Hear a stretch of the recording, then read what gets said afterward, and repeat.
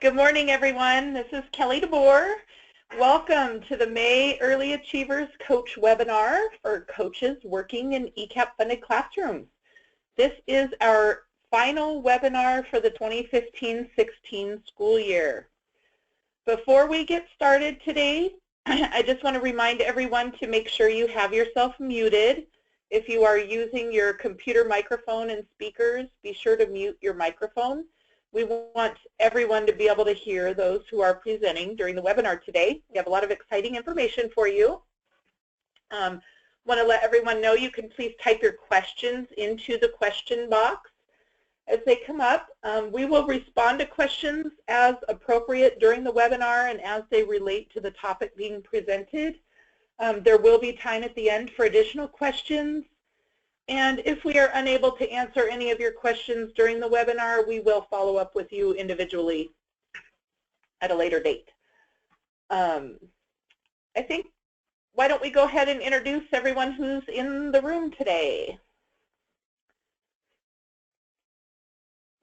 Hi everyone, this is Karen Gans and I'm the Training and Technical Services Manager with the ECAP program. And I am Minette Mason, and I am the Early Achievers Integration Specialist. I'm Sue Rose, Pre-K Specialist with ECAP. I'm Kelsey Schaefer, Program Assistant with ECAP. And I am Smenia Cooper, the Admin Assistant for ECAP. Great, thanks everyone. So today we're going to cover a variety of topics. We are going to hear from Rebecca Cortez at the University of Washington regarding a new coach certificate program they're offering. We're going to briefly discuss ECAP certification and what that means. We're going to talk about coordinated coaching and tools and resources for remedial activities. And then we're going to take a look back over the year and review the topics we've covered on this webinar and look at the future planning for next year, and then we're going to address any questions from the field. And so we have Rebecca Cortez on the line.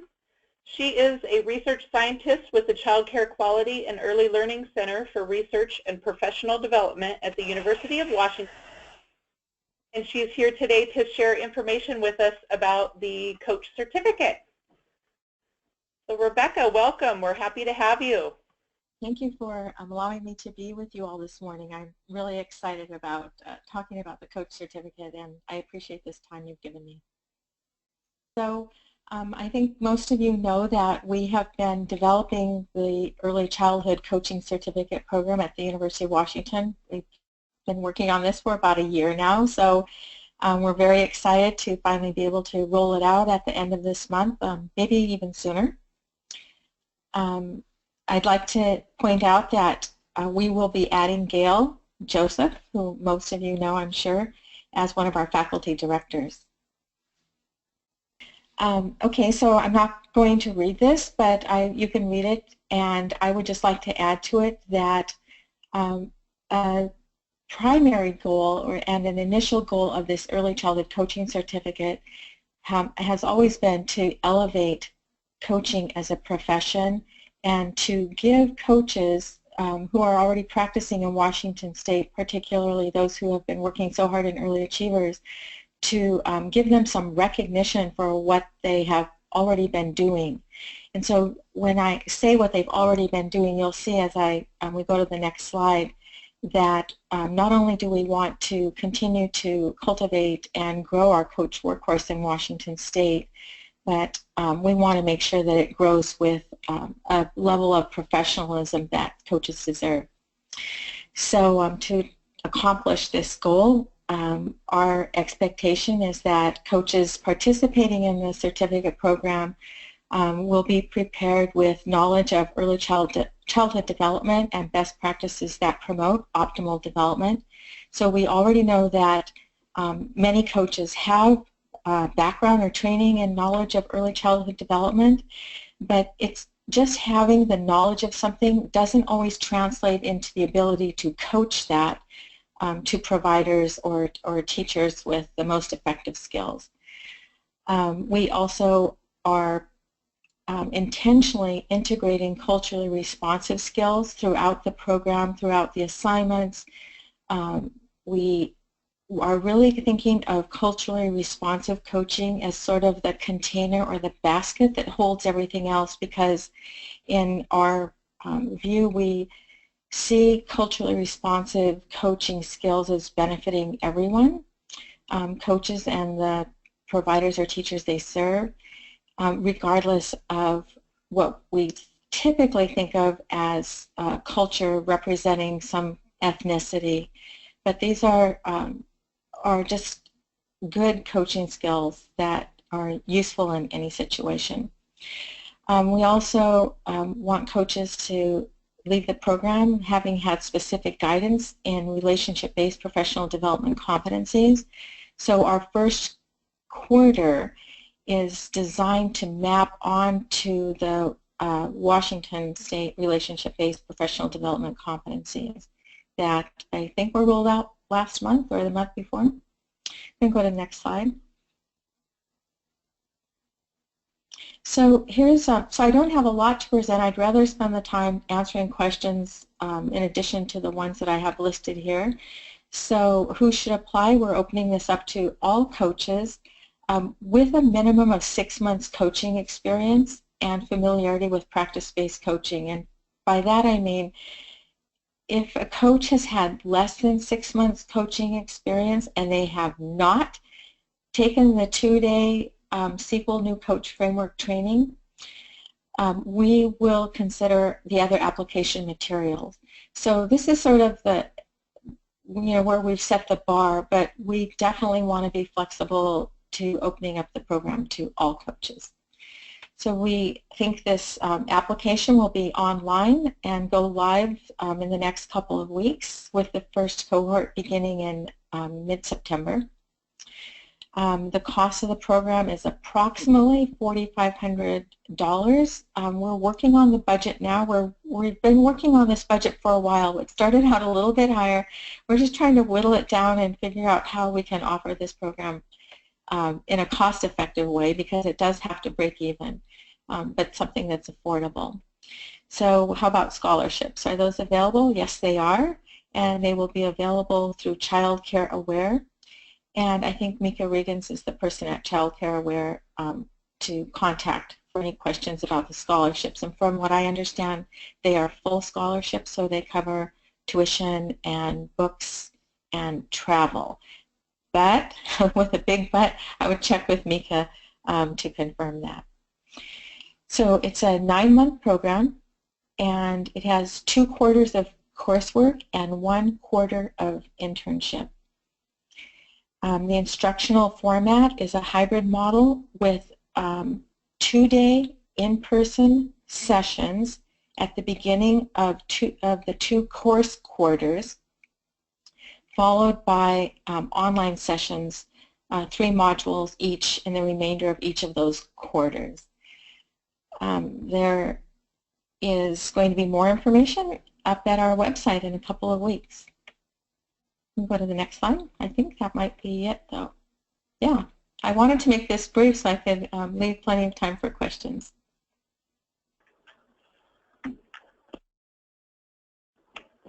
Hey, Rebecca, this is Karen, and we had someone who wrote in a question. It was the exact same question that I wrote down myself, so nice job, coach out there who sent this one in.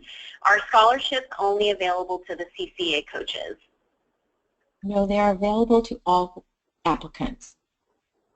All applicants. So even though the scholarships go through the CCA office, anyone, regardless of funding for that coach role, is eligible for the scholarship. That's great news. Yeah, and I don't have details about the scholarship process because I didn't want to miscommunicate anything about that. That's why it's best to contact Mika. Okay, so any follow-up questions that anyone has about the scholarship, then they can contact Mika at childcareaware.org. Right. So we have a question out in the field wondering if this will be a requirement or recommendation for ECAP coaches. This is absolutely an option for you. it's not a requirement. That's correct. Mm-hmm. And it looks like we have one more question coming in. So we have a question from one of the coaches. They're wondering if it's going to include ECAP coaching issues as well as CCA aspects. So I think they're wanting maybe to know a little bit more about some of the content that they will be learning about if they participate in this certificate program. That's a great question. Thank you. The way we've designed the assignments is that all of the assignments, so the to-do assignments, there's readings, but the assignments rely on coaches' existing workload or caseload.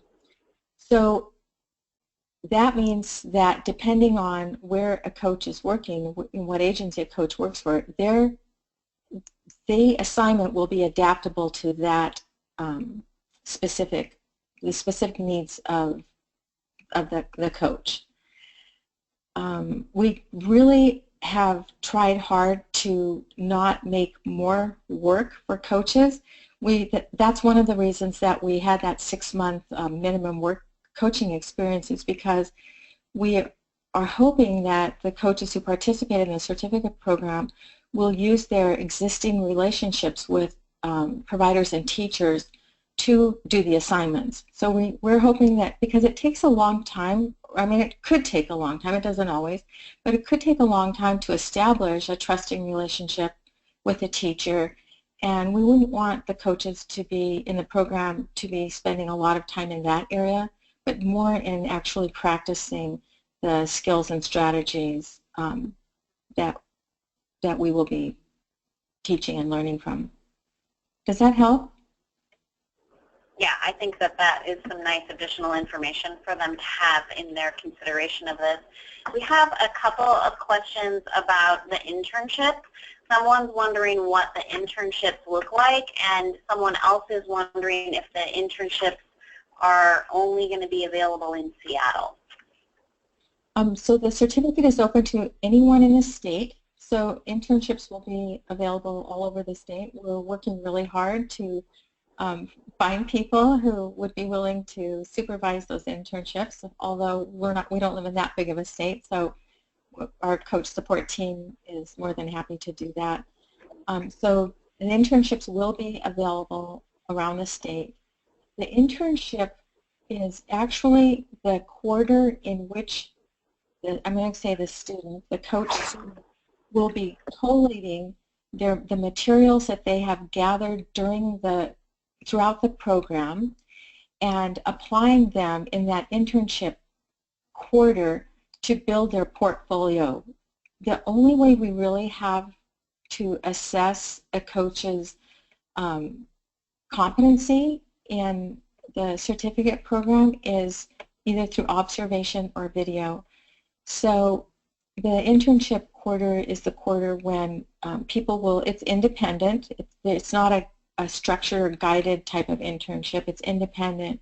So someone might spend only 1 month of that quarter compiling all of their materials to submit for their portfolio, their final portfolio mastery project, and someone else might take the full 3 quarters.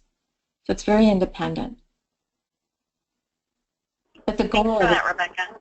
The goal is just to demonstrate your competency in all the areas of the certificate. Mm-hmm.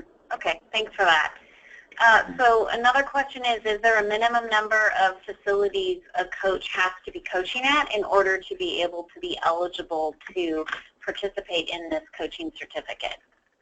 No, there's no minimum, there's no minimum number. As long as the coach has an established relationship with a coachee, I'll say, a teacher, it would behoove the coach to have more than one in case there's turnover or, it's just things change, things happen. So it would be helpful for coaches to have a couple of different relationships with teachers that they can rely on to do their assignments. Okay. Thank you. But not multiple sites. I didn't quite catch that last thing. You cut out a little bit, Rebecca. I just said multiple relationships is good, but not necessarily multiple sites. Okay, thank you.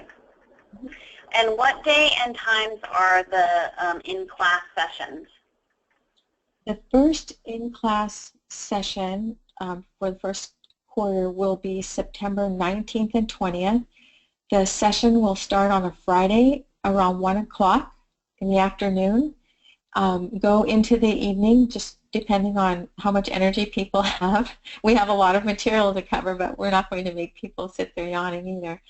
And then it'll be a full day on Saturday. And then the second two-day session will be probably within the first 2 weeks of January 2017. Okay, so nice and spread out. Thank you. We have one coach who is wondering how long it takes to complete the certificate, and we have another coach who's wondering how long the certificate is valid for. So the program is 9 months, so we expect people have in that last quarter, the independent study internship quarter, that can vary. But it's 2 full quarters, course quarters, university, academic calendar quarters. So that's 9 months. And then we have not discussed with other stakeholders, like Dell or CCA and ECAP, what the validation of the certificate, what the extent of that would look like. This isn't I really want to make a distinction between it being a certification, which is something that might have to be updated maybe every 2 years. This isn't a certification. This is a certificate. So it's a graduate level certificate. And typically those types of certificates are not updated or re-evaluated. It would be like getting your bachelor's degree, and then you don't go back and have to demonstrate that you understood everything you got in your bachelor's degree. Does that make sense? Great. So it sounds like this is long-term, will be something that they'll be able to take with them and have for the rest of their coaching career. Yes, and I didn't mention that this is an important piece. I'm glad, thanks to the person who asked this question. The 3 credits that the coach earns in the certificate program can be applied toward master's level programs at the university. So instructional leadership, for example, we're working with other colleges and universities around the state to identify other master's level programs related to early childhood where these 3 credits can be used as well. We don't want this to be the end of professional development for coaches. We hope it's more not the beginning, but part of a continuum of continuously improving professional development. Thank you, Rebecca. So one more question. Well, actually, I think we have a few more questions, but one that I have in front of me is, can the internship be held in ECAP in an ECAP classroom? Yes, absolutely. I figured, but since someone asked it, I wanted to say. So it sounds like there's Sure. a lot of flexibility that's been built into this. It can be you can have your internship be in really anywhere in the state, and there's going to be multiple places that you can have your internship happen around the state so that it's as accessible as possible for as many coaches. Right. And my philosophy in teaching learning, and I use those 2 words together, teaching learning, because I think that's, for me, that's the nature of an educational experience. But my philosophy, especially with these certificate programs, when we're working with professionals who have sometimes large caseloads and a lot of things can come up unexpectedly, is that we are hoping that we have designed this, like you said, Karen, in a very flexible way so that coaches feel every week that they're participating that they're being successful and that this is truly going to improve their sense of professionalism in coaching and add a large benefit to them as professional development. Thank you. So Annie is wondering if you have to have a bachelor's degree to enroll in this certificate program. We initially had that as a requirement because this is a master's level program, but we are not requiring a bachelor's degree at this point, and we will take the whole application into consideration instead. Obviously, okay. if someone does not have a bachelor's degree, then it should be understood that the 3 credits the student earns in the certificate program cannot be applied to a master's level program. They can be applied toward their bachelor's work though.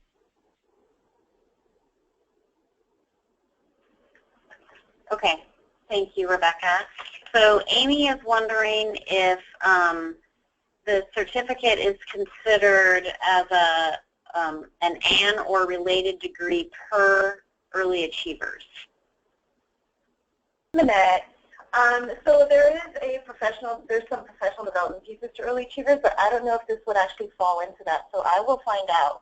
I think that's what Amy's asking. Amy's wondering whether or not these credits or any of this certificate work would count towards or meet the requirements for some of those levels in the PD requirements and early achievers. And Amy, it looks like with the faces around the room, we don't have that answer, but we will definitely look into that and we will get back and let people know. That is a great question for us to get more information on.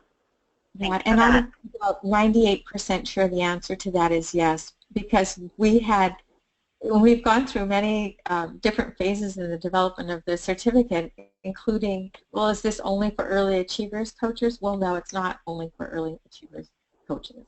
And it's not even part of early achievers to the extent that it's it's part of the educational outreach program at the University of Washington. So I'm just going to clarify something. So Amy has sent in a clarification that she has a teacher who works in her program who has a master's degree that received 0 points when the data collection occurred, and she's wondering if this will help her get some points. Is this a teacher or a coach? So it's probably a teacher. It could be a teacher who's also in a coach role. Okay. Okay, yes, then I understand the question better now, so that does need to be clarified.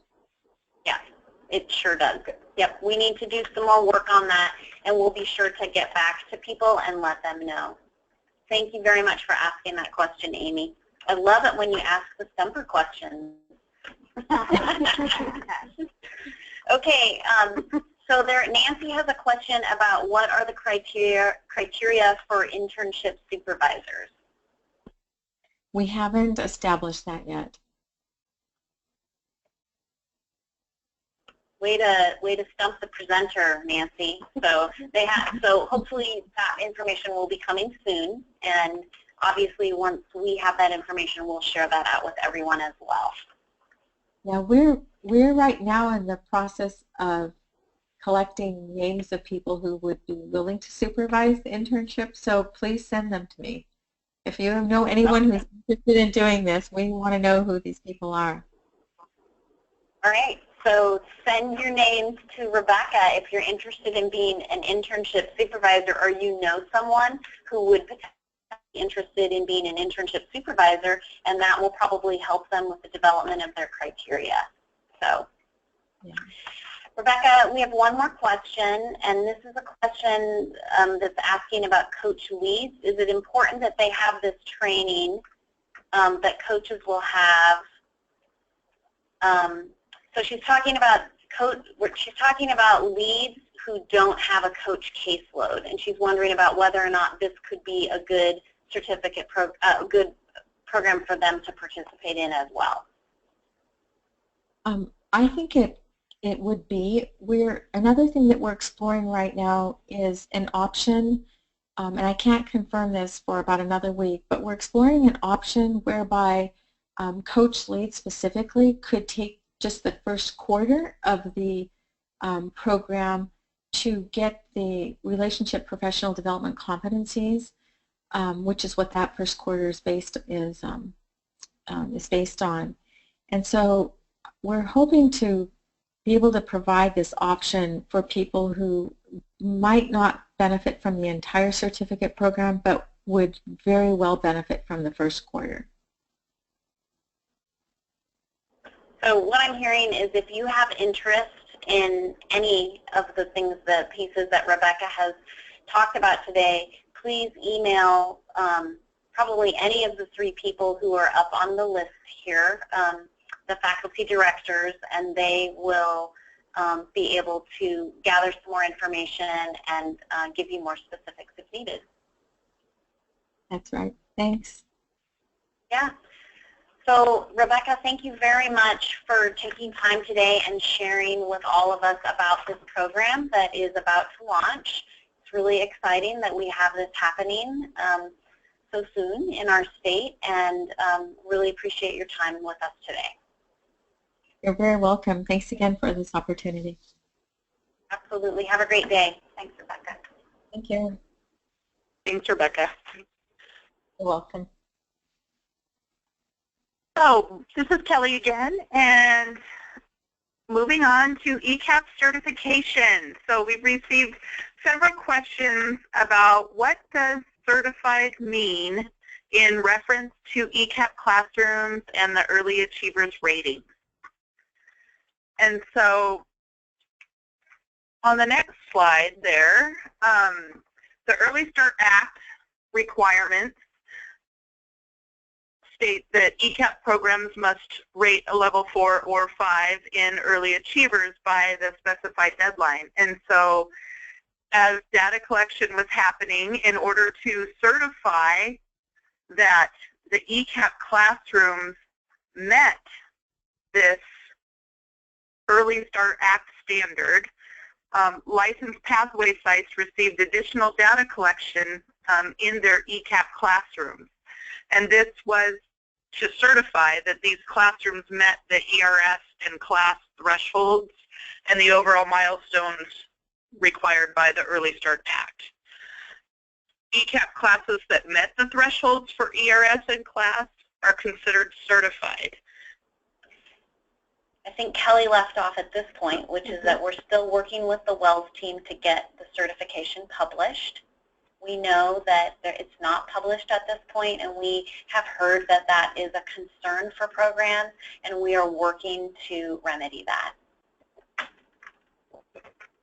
You can find the results of the additional data collection in WELS by clicking on the site and then selecting the Docs tab, DOCS tab, on the far right. When you open that tab, then you can open the document that contains certification. And it should have the information listed there for you in WELS. And I believe, this is Sue Rose, and I believe that it will only at this point hold your ECHRS related information, not necessarily class scores. I think Minette is going to answer that question. Thanks, Minette. Great. Yes, so the question is, why would an ECAP site that got rated 65 points be rated a 2? So when it comes to early achievers, the minimum score to get a level 3 is, oh, actually, this isn't a question about the points. So when it comes to level 3, the point would be 30 to 69 points. And so the question is an ECAP site that got 65 points. So without looking at your site's information, I'm assuming it's probably the ECHRS or the class threshold that you didn't meet. And so if you did not meet that minimum ECHRS or class score, then you cannot get higher than a level 2. So even though the facility overall got 65 points, you still have to meet those minimum thresholds. And Minette, if that coach has more specific questions, they could always contact you, right? And then you could go over their site-specific information with them and walk them through that. Yes. Yeah. Absolutely. So just know that you can get as much detail, and Minette will support you however she can. She's really great at that, and I would encourage you to contact her for that. Okay, so Amy is asking what does that mean in a re-rate site? Will the certified ECAP classroom be included or excluded from the re-rate? That's a good question. I think that's part of the decisions that are going up as far as how we're going to handle those facilities that got rated level 3 or got rated level 2 with the certification classrooms. So we haven't decided that yet, but as soon as we find out, that's when we'll let you know. And then Eileen is asking if data collection for hybrid sites has begun. Again, I ask because our hybrid sites have not been visited. This is Eileen. Hi, Eileen. Good to hear from you. So hybrid sites have been visited. They may not have come around to your sites yet, but yes, it's taking place as we speak. So Molly has called in and is letting us know that in their program, they're able to see preliminary class and ECHRS scores, but not the FSM scores. Yes, and at this point, that is what you will see until the ratings get published. This is Deborah. Hey, Deborah. She checked the doc tab in Wells, and none of the information for the sites that she works with has anything under that tab. So my understanding is the documents that are available in Wells, Debbie, I'm assuming that you're, or Deborah, I'm assuming that you're talking about your certified classroom. And so when it comes to those docs, all that's available in there are ERS reports or ECHRS reports. And so if you are looking for a class report, you won't find that in docs. We have the scores for your class, but right now that's all we have. Just looking for making sure that we addressed all the questions that have come in. Okay, so Deborah, I'm seeing that there's nothing that's there, and what I'm going to ask you to do is to contact Minette and set up a time to have a conversation with her so that she can be looking at the screen with you and she can walk you through your site and get more information, and then talk with the Wells team and find out what needs to happen.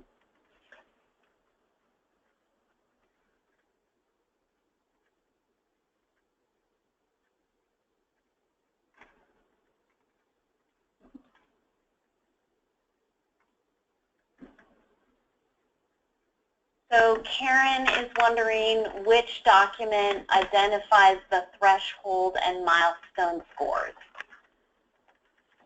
So in your Early Achievers report, so once you go into Wells and you look at your Early Achievers ratings report, you can also go into each classroom, and there's a tab in Wells that has, I think it's labeled classrooms.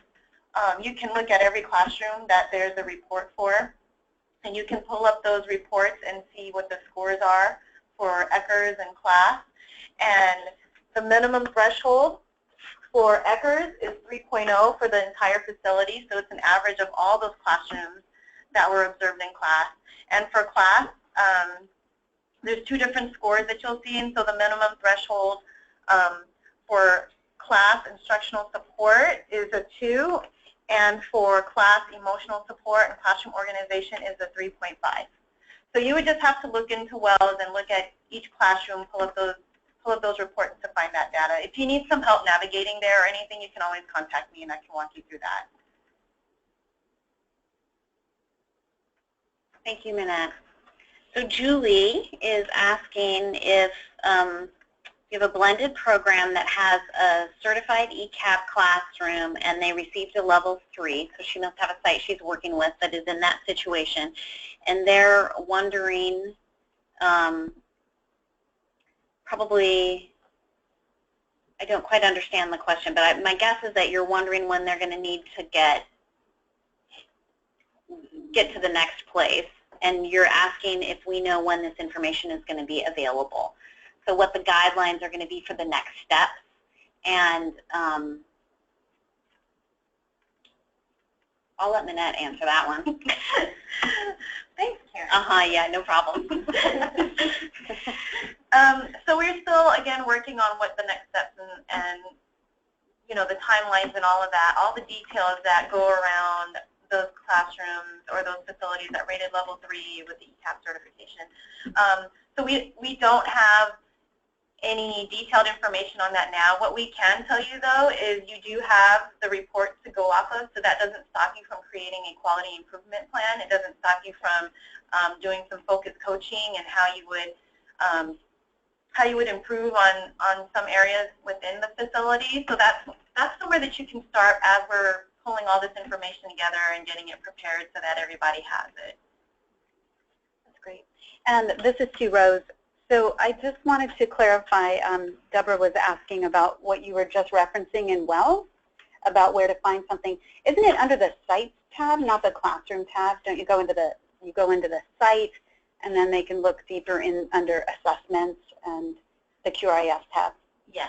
Okay. I think you're right. Not, so Deborah, thank you for that. Yeah, I think it's under the Sites tab, not Classroom, because the classrooms are under the site. Reach out to Minette if you have more questions. Thanks for helping us with that clarification. That is a key point of clarification. So Erin is asking if Jonathan can add webinar to the drop-down menu for note type. Can he also add a delete option for activity log entries? Those are great questions, and we are happy to ask Jonathan if those would be enhancements that he would be able to create in the future.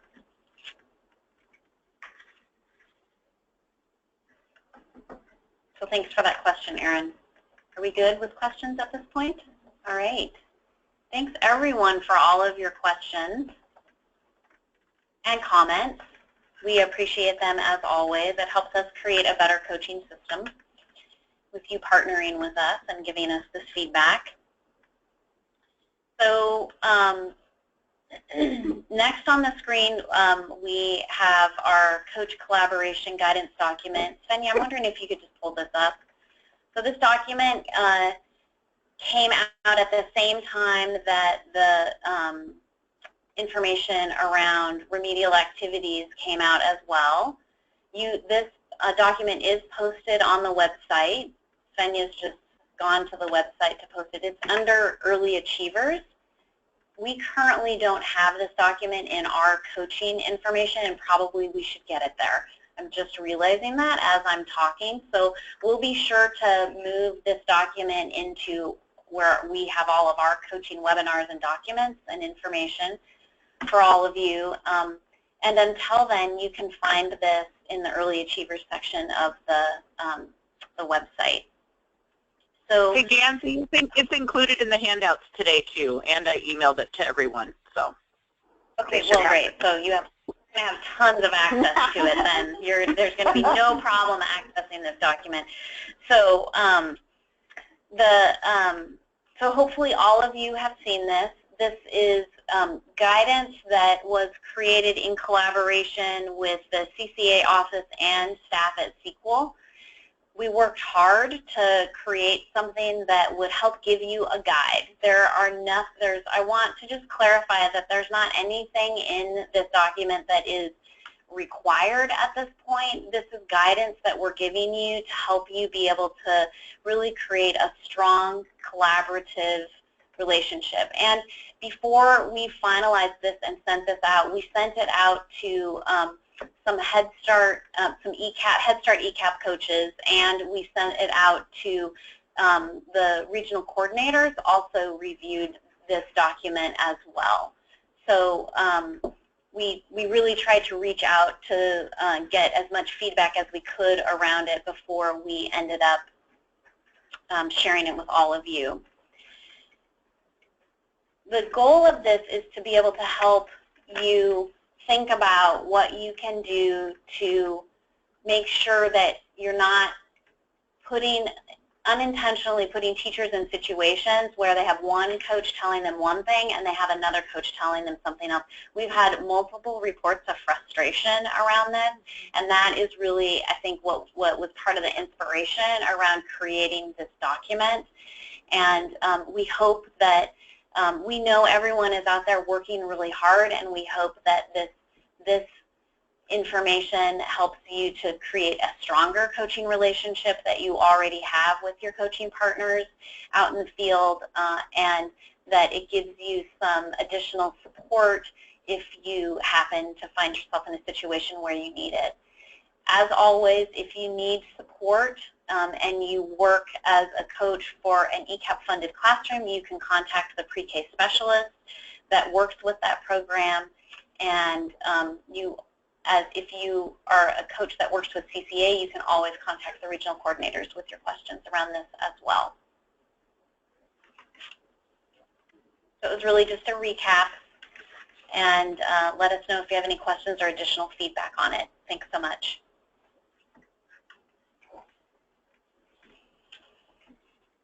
Okay. So remedial activities. So my understanding is there might be some questions around remedial activities. So what we can do is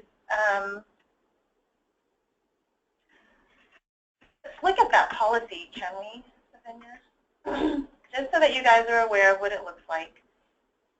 So on our DEL website, on the Early Achievers page, this can be found and downloaded. So this is our remedial activities policy. And usually when something like, you know, a rating happens, there's a lot of questions. And so this policy kind of outlines who would participate in remedial activities and what the timelines are for that. So if we scroll down on that a little bit, Savannah, you can kind of take a look. We're not going to go over this in detail, but you can see that we have outlined some timelines there as far as when you would want to get your quality improvement plan in, and some steps that would happen before that even goes into effect. So it really, it's helpful in guiding, hopefully helpful in guiding your facilities or your sites in talking with your teaching staff, your coach, and then also the director, and what you guys want to set up for your quality improvement plan. So you can take a look at that online.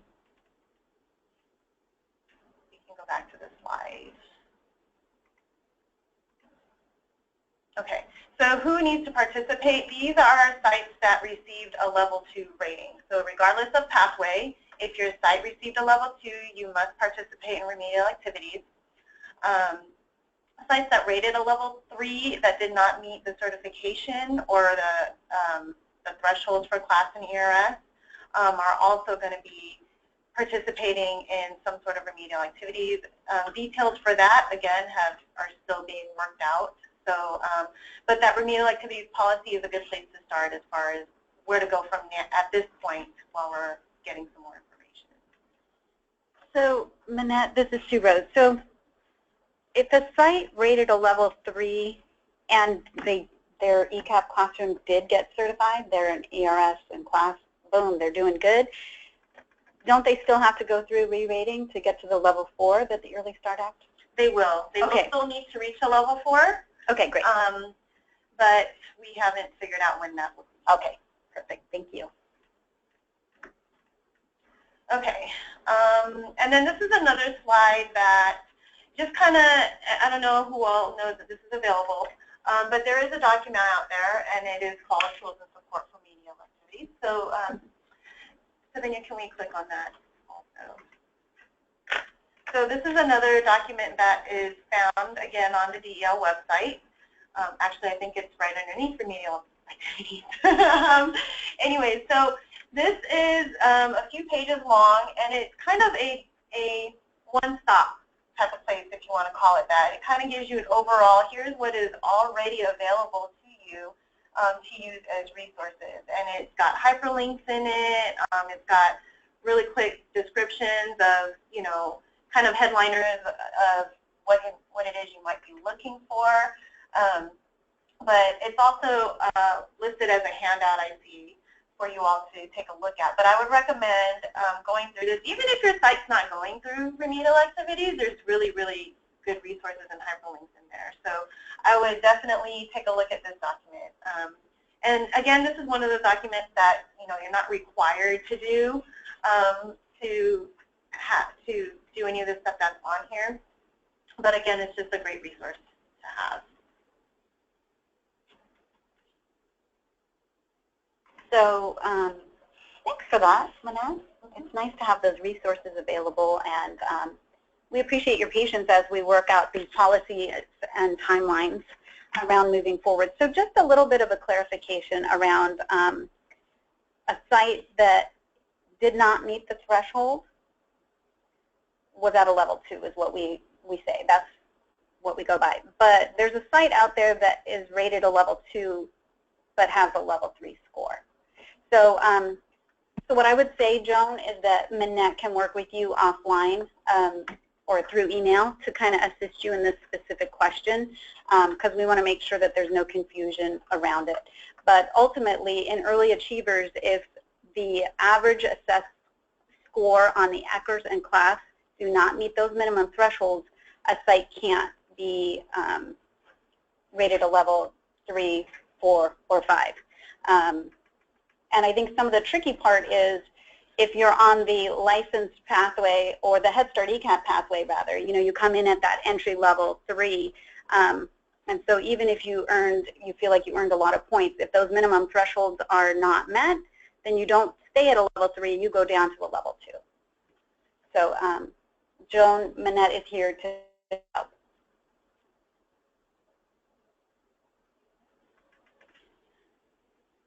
Okay. Okay. So the other tools that are out there, I just recently actually attended a coach framework training, and one of the things that SQL was pushing was the coaching companion. So I was talking with Kelly and told her we should probably highlight the coaching companion. And the reason being is because there's a lot of resources embedded in there, as well as it's a tool for coaches to use, and it's direct communication between the coach and the teaching staff. Kelly, if you're with us, I don't know if you still planned on kind of looking at that coaching companion. I'm here. I'm going to share my screen now. Okay, great. Okay, and I'm going to move closer. Okay, I didn't bring my glasses. Okay, so Kelly, up towards the top right, underneath your name, there's resources. Yeah, right there. And if you scroll down, everybody can kind of see this. There's a bunch of different resources that are listed in this drop-down menu. SQL resources is a good one. Let's click on there. And so you can see in the parentheses, there's numbers there. So even just engaging interactions and environments, you see that there's 60 some odd resources under that specific topic. So if you click on just maybe the triangle and drop down menu, yeah, click on it again, and then click on, yeah, one of those, either one of those sub-tabs. And let's click on it again. I didn't realize there's so many sub-tabs. There we go. So all of these, yes, there's all sorts of different resources that are available, and this is just in the coaching companion. So this is one of the things that I just wanted to highlight, because SQL is constantly updating the coaching companion, and so even if you hadn't been there in the last 2 weeks, it would be good just to double check and see if they've uploaded any new resource or tool that could be helpful in your coaching. So I don't know how many people have been able to access this or have really sat down and taken some time to see what's in there, but it may be helpful and it may be useful for what it is you're trying to accomplish with your different sites. That's a lot of resources. That's a lot of resources. And then I also wanted to point out, if we scroll up towards the top of the page, Kelly. Okay. There's, on the very top, it says media permission form. And so this is one of the things, again, that SQL highlighted in the last Coach Framework training, that you can download this document. There it is. And you can actually pull it. So if you click on that icon where it shows like you can show the whole screen. Yeah, so this is one of them. But this is one of the permission slips that they've uploaded so that when teachers are filming in their classroom, they can use this permission slip for the parents to sign and then have their video uploaded onto Coaching Companion. And so it gives information about Coaching Companion as well.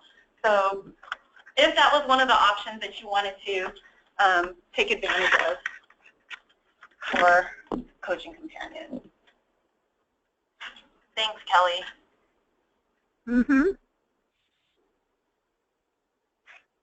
So Sue Rose here really quick. I just wanted to say that I wanted to acknowledge yet again, because I feel that we've said this before, and we want to acknowledge that the word remedial in remedial activities is not a DEL ECAP thing at all. But it is an Early Start Act language that we've not been able to change or adjust to be a little bit more sensitive. And so we just want to put that out there. So Joan, thanks for bringing that up. Okay, so Nancy had a question.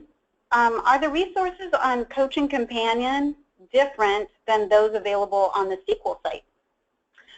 I believe there's a lot more on the Coaching Companion. I haven't looked at the SQL site in a while, but I know that there's only so many resources the last time I've gone to SQL to see on there. But as you can see in Coaching Companion, there's tons and tons available here. And I don't know that they're uploading everything that they have in Coaching Companion. I don't know that that's all uploaded onto the SQL site. So this is Karen, and I'll just add, it's not all on, it's there, and so what's on the Coaching Companion, not all of that information is on the SQL site. There's definitely more information in the Coaching Companion, and when I spoke last with Soleil, she let me know that they're in the process actually of transitioning all of their resources into the Coaching Companion. That's awesome. Yep. So this it'll all be in one spot. That's cool, and it's a great one-stop shop. Offhand, are you able to remind us how to log into Coach Companion? I know that we have a one-pager or a link on how to do that, but can you remind us how to get onto Coaching Companion? So on one of those handouts, the tools and resources, there is a link. It's probably the first link. So Kelly, can you open that handout, please, because you still have control? Thank you. Okay, great. Okay, so it's the very top because obviously it's one of the top resources out there. So if we click on that link, Kelly, yeah. And this brings you kind of to a what is the Coaching Companion page. However, you can see, or can we see, there's another link. There it is. And so Coaching Companion is linked with your Merit login information. So all you would do is type in your Merit username, your Merit password, and that gets you in. I don't know that every coach has gotten the access to the coach's view on Coaching Companion, so if you haven't, we can get that for you. But definitely try it out and see what you can see. If you have the coaching view, you should be able to see those different resources. You should be able to see the SQL calendar. You'll see that there's a wealth of information. If it feels like it's kind of limited, then you may not have the access as a coach, and we can get that for you. So Kelly DeBoer on a regular basis sends updated information as we get it about who the coaches are that are working in ECAP-funded sites. And so she sends that to the University of Washington on a regular basis so that they know who should have the coaching view. If you find you don't have that view, please email Kelly, and she will let them know so that that can get changed for you. So this is Sue Rose, and I see that Karen Weekly, you have a question about your about a specific site and class scores being in Wells. So what I'd invite you to do is connect with Manette so that she can give you that individualized support and help answer your questions directly. Okay? Oh, So that's neat. So you're so we're gonna. So Kelly. So Kelly, before we move on to your topic, we have one more question that I want to make sure that we answer. Great. So that is, this is from Debbie, and Debbie, this is going back, I think, to the slide that I spoke to around collaborative coaching, and she's asking that if a program has sites that have a CCA coach, are we required to have an additional ECAP coach? And Debbie, there is no requirement for you to have an additional ECAP coach. There are some programs that have just found that that they want there to be an ECAP coach and a CCA coach working together to make sure that all of the performance standards are covered, as well as the readiness for data gathering that occurred this year, and readiness to be able to score at a level 4 or rate at a level 4 or 5. And then there are most of the situations, however, are situations where there's, like, say, 1 or 2 ECAP classrooms at a licensed site, and there are enough licensed slots at that site that site is on the licensed pathway. So those are the situations where we end up having there be a combination, but there is no requirement around that. Thanks for your question. Great, thank you. So we wanted to take a few minutes to recap all of the different topics we've covered over the year. We've talked about a lot of information. The year started with the 4-part coach orientation. Part 1 covered an overview of ECAP. Part 2 covered an overview of early achievers and talked about roles. Part 3 went into more about the coaching roles and resources, and Part 4 was an introduction to WELS. All of those were recorded webinars that were posted on the DEL website. Since October, we've been doing live coach webinars and recording those and posting them also on the DEL website. October, we talked about coaching in ECAP. November, we put a lot of focus on the coaching companion tool. So if some of you have a lot of questions about coaching companion, you haven't tried to use it yet, November coach webinar would be a great resource for you. And then December, we talked a lot about WELS. January was Herring Center internships. February with some WELS updates and the data collection process. March, QIPs, action plans, and goals. So March would be a resource as you're preparing all of those things. Right now, you can go back and check March and April if you have questions around QIPs, action plans, goals, timelines. And then in April, we also discussed relationship-based coaching a bit. And so that moves us to the next piece, which is a poll in planning for the upcoming year. We wanted to hear from coaches how interested you are in continuing this webinar series in the upcoming school year. We'll give you some time to respond to that. People are seeing it. Okay. Okay, great. Yeah.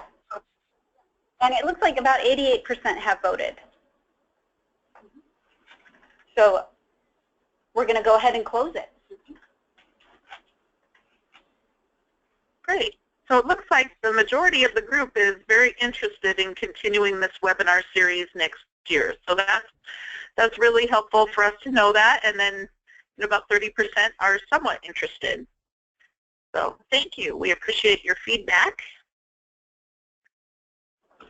Kelly, this is Karen, and I just would like to add something before we move on to the questions, and that is that I wanted to let everyone know that we've been working with CCA and SQL to try and make sure.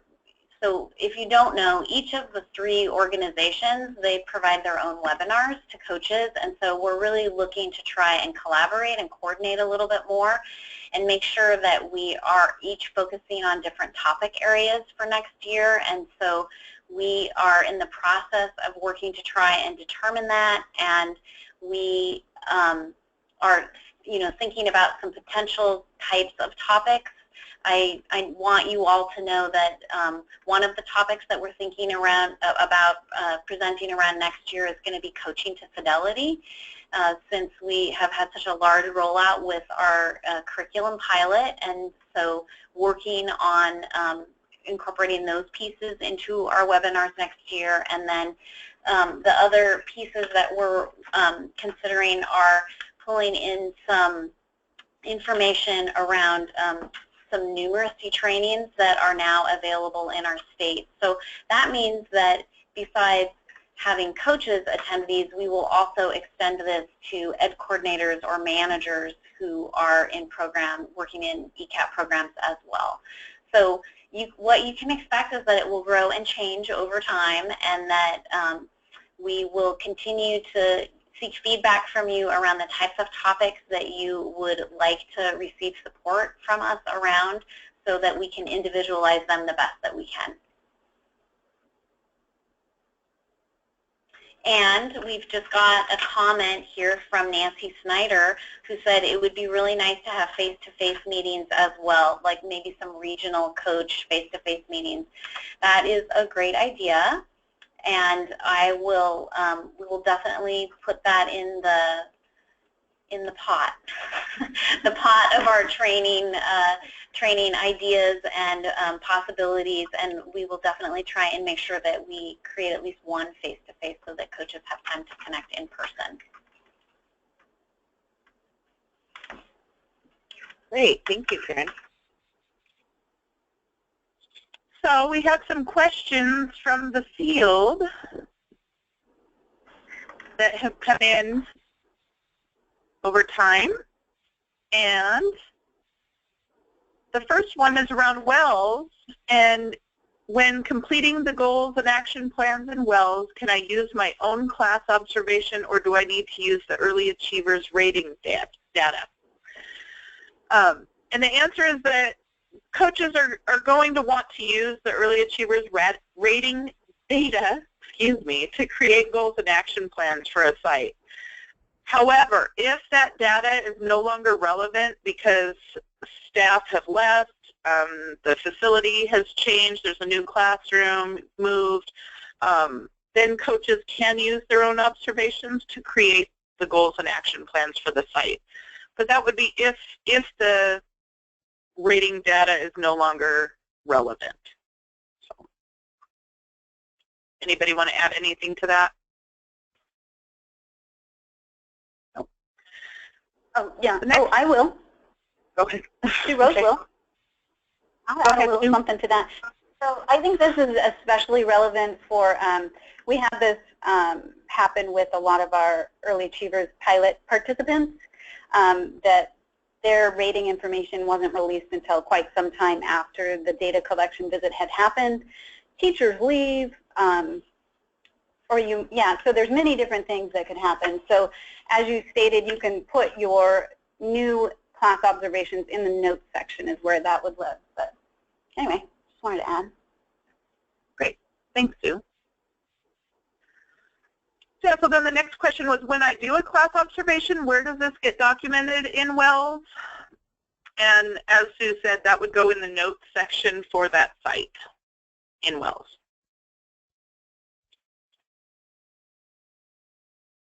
And then the next question, how do I enter my attendance for the coach webinars in WELLs? And I saw that come up earlier. Someone was asking about drop-down menus. And we'll follow up with Jonathan on those questions. But you would use the activity log to document your attendance at the coach webinars. And if you go to the next slide, there's a screenshot. And you would click the activity log and then create. And then next slide. You're going to select note type. Currently, you're going to use on-site or out of classroom. For the note type, you put the date and the time, and then which webinar you attended. You're going to put that in the narrative section. And then your activity is going to be out of office and personal professional development or training. We will follow up with Jonathan to find out if there are some easier options that he's able to create in Wells, but until then, this would be the process.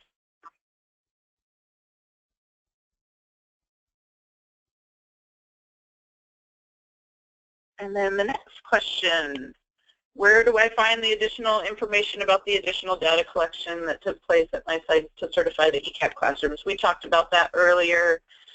The data can be found in Wells by first selecting the site, then clicking the Docs tab on the far right. And you're going to select the certification documentation. And like Sue said earlier, this does not include class scores. This is ERS information only. And only for those sites that had additional data collected.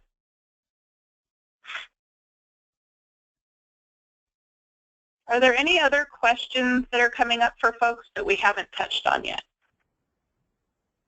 Yes, I have 2 questions here. One is from Deborah, and she's wondering if it would be possible to add a coaching topic for the Summer Institute. And I think the Summer Institute that you're talking about is the one that WASA provides. You can clarify if I got that incorrect, Deborah. And because WASA is organizing and providing that, you would want to contact Katie Warren at WASA, and you would want to ask her. Yeah, the one in Ellensburg. Yeah, that's WASA Summer Institute, and so you would want to contact the folks at WASA around whether or not there's still time for them to add a coaching topic to their list of choices that they're offering. And then Kathleen has asked about whether or not we know the status of the alignment of ECAP performance standards and EA Level 4 requirements. So what I can say is that we have the WAC part of the alignment process is completed, and we have actually 2 people who are sitting in the room are key people who are working on the integrating early achievers and the ECAP performance standards into that alignment process. That would be Sue Rose and Minette. And then there are others who are part of the QPPG team who are also working around that alignment work. That work is due, I believe, at the end of this week. Yeah, so they're not, they have I have tired eyes looking back at me saying, yes, indeed, it is due at the end of this week. And then once we're able to look at that final product, then what will end up happening is our larger ECAP team will really start to look at what changes and additions will need to be going into what is going to be the new ECAP performance standards. So that's where we're at in the process. We don't have specific information.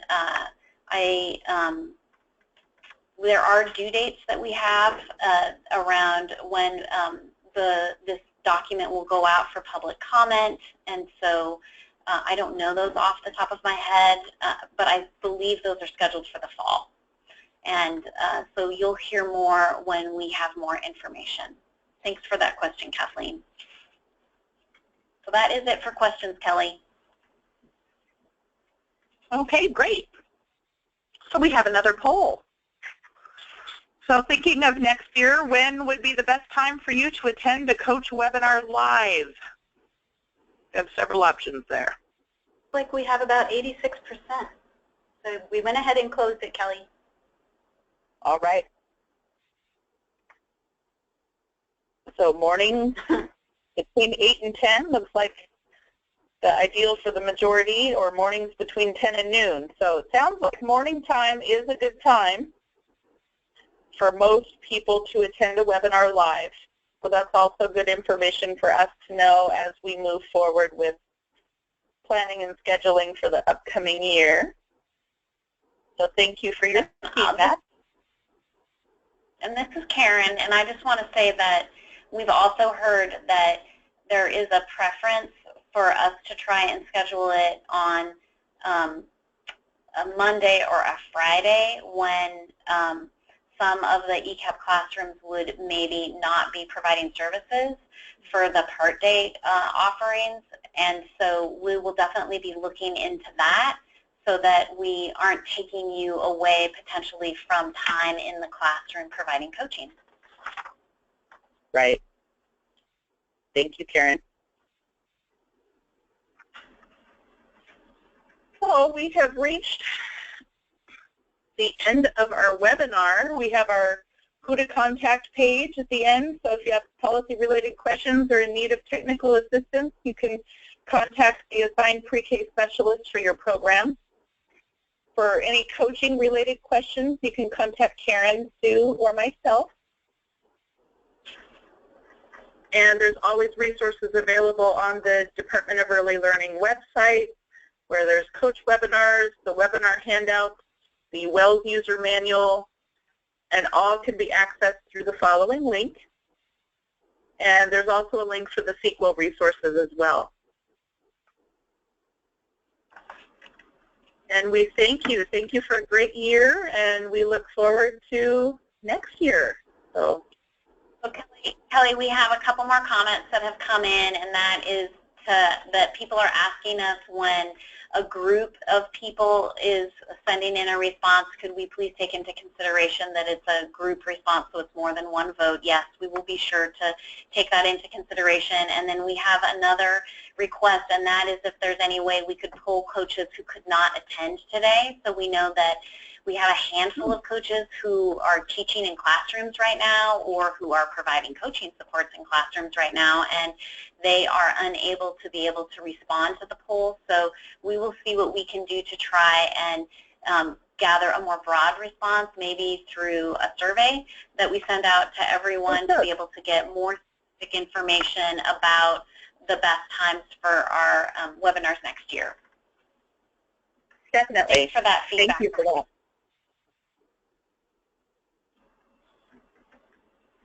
Okay, thanks everyone for your feedback. It's been a wild ride going from zero coaching support to the amount of coaching support that we've provided this year. Your feedback has been invaluable to us as we have tried to create a responsive system that meets your needs. We know there's more work that we need to do. We really appreciate you continuing to send us feedback around how these coaching supports can continue to be better and better. Thank you, everyone. Have a fabulous summer, and we will be talking to you again in the fall, I am sure. Take care. Take care. Bye-bye.